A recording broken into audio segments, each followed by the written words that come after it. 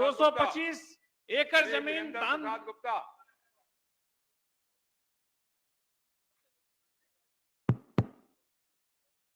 अध्यक्ष महोदय, मैं प्रस्ताव करता हूं कि यह सभा राज्य सरकार से अभिस्ताव करती है कि वो अंग्रेजों के शासनकाल में जमींदारी संरक्षण के नाम पर बने जमीन हड़प के कानून को कोर्ट ऑफ वार्ड्स को समाप्त कराने का प्रस्ताव पारित कर बेतिया राज की जमीन पर वास कर रहे लोगों को जमीन पर कानूनी अधिकार बहाल करावे।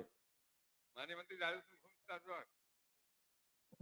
अध्यक्ष महोदय, वस्तु स्थिति यह है, ये जो सरकार का जवाब मेरे पास है उसके बीच में कल ही बेतिया राज का वो कानून विधान परिषद ने भी पास कर दिया। तो ये जवाब सरकार का इसमें है कि हम ऐसा कानून लाने जा रहे हैं, लेकिन माननीय सदस्य का पहला बात तो मान लिया गया और कोर्ट ऑफ वार्ड से को समाप्त करके हम लोग समाहर्ता को ये अधिकार सौंप दिए हैं। नया कानून परसों ही विधानसभा में भी आया था, विधान परिषद में भी। तो एक बात मान लिया गया। दूसरा ये है कि बेतिया राज की जमीन पर वास कर रहे लोगों को जमीन पर कानूनी अधिकार बहाल करावें।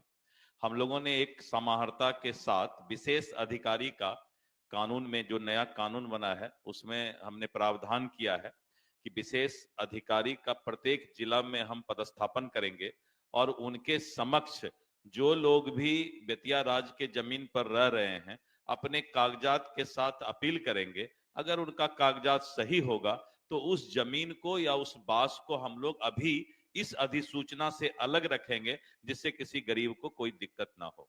माननीय मंत्री के सकारात्मक जवाब के आलोक में क्या अपना प्रस्ताव जी, माननीय मंत्री जी ने तो एक बात बताया और इसी सत्र में वो कानून पास भी हुआ है। हम ये कहना चाहेंगे महोदय, हमें बोलने की अनुमति दी जाए।